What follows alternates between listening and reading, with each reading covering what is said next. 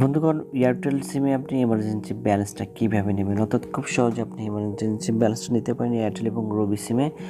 Emergency ব্যালেন্সটা আপনি কীভাবে নেবেন? অর্থাৎ এয়ারটেল এবং রবি সিমে আপনি কীভাবে টাকা ঋণ নেবেন? অর্থাৎ খাস বাংলা যেটাকে বলে টাকা হলাত নেবেন। পরবর্তীতে আপনি আবার রিচার্জ করার পরে আপনার যে টাকাগুলো আপনি এমার্জেন্সি ব্যালেন্স নেবেন, সেই ব্যালেন্স থেকে কিন্তু আপনার সেই টাকাগুলো আবার কেটে নেবে, অর্থাৎ ভ্যাট সহ কেটে নেবে।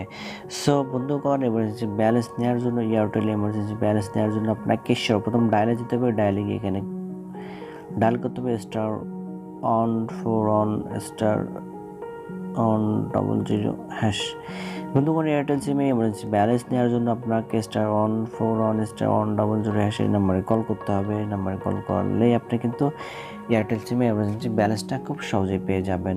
এবার আমরা দেখব বন্ধুগণ কীভাবে রবি সিমে আপনি এমার্জেন্সি ব্যালেন্স নেবেন। তো রবি সিমে এমার্জেন্সি ব্যালেন্স নেওয়ার জন্য আপনাকে ডায়াল করতে হবে *8811#।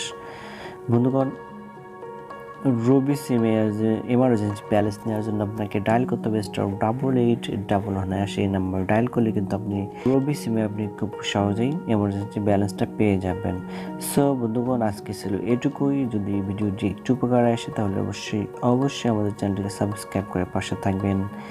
ধন্যবাদ, ভালো থাকবেন সবাই। আল্লাহ হাফেজ।